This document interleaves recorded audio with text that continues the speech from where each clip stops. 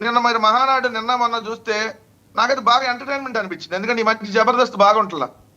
జబర్దస్త్ అంతకుముందు బాగుండేది కానీ ఇప్పుడు బాగుంటలా. నిన్న మంచి అద్భుతమైన కామెడీ. నిన్న మొన్న రెండు చూస్తే వాళ్ళు చెప్పిన ఎన్ని తప్పులు వాళ్ళే మొన్న చెప్పింది నిన్న చెప్పింది అంటే క్లియర్ గా అబ్జర్వ్ చేస్తే అర్థమైంది. చంద్రబాబు నాయుడు గారు మొన్న ఏమో 4.5 లక్షల కోట్లు పెట్టుబడులు వచ్చినాయి అంటాడు, నిన్నేమో 10 లక్షల కోట్లు అంటాడు. అసలు మరి రాసిచ్చే వాళ్ళు ఎవరు రాసిస్తున్నారో మరి కనీసం చూసుకోవాలి కదబ్బా. ఇవన్నీ ఇట్లాంటివన్నీ వదిలేసి ఇప్పుడు వాళ్ళు ఏం చేశారు? సూపర్ 6 పోయింది, ఇంకోటి ఏదో 6 ఫార్ములాలని ఏదో తీసుకొని వచ్చారంట. ఇప్పుడు మీరు మహానాడు అనే ప్రోగ్రాం పెట్టడం వల్ల ఈ రాష్ట్ర ప్రజానికానికి ఏమన్నా ఒరిగినటువంటిది ఉందా? సరే మీ పార్టీకి సంబంధించి మీరు ప్రోగ్రాం పెట్టుకుంటారు, ఓకే, అది మీరు పెట్టుకునే దాన్ని ఎవరు కూడా తప్పుపట్టరు.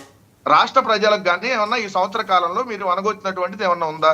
ఇదిగో దాని మించి ఇదిగో మేము రాష్ట్ర ప్రజలకు ఇదిగోండి సూపర్ 6 లో మొత్తం 3 సిలిండర్లు మొదటి ఏడాది ఇచ్చేసాం, ఉచిత బస్సు మొదటి ఏడాది ఇచ్చేసాం, లేదంటే ఇదిగోండి 143 హామీలు ఇది ఇచ్చాం, ఆడబిడ్డ నిధికి ఇచ్చాం, ఇట్లాంటివి ఏమైనా ఇచ్చి ఇదిగోండి మేము గర్వంగా జరుపుకుంటున్నాం అంటే చూసేటటువంటి ప్రజలకు కూడా అర్థవంతంగా ఉంటది. వివేకానంద రెడ్డి గారు హత్య టాపిక్ ఎత్తారు కాబట్టి నేను మళ్ళీ చెప్తున్నా, సిబిఐని సుప్రీంకోర్టు 6 నెలల్లో దీన్ని ఫైనల్ చేయమని చెప్పింది. ఏది మేము అధికారంలో ఉన్నప్పుడే. మేము అధికారం దిగిపోయి కూడా సంవత్సరం దాటింది. మరి సిబిఐ ఎందుకు తేల్చట్లా?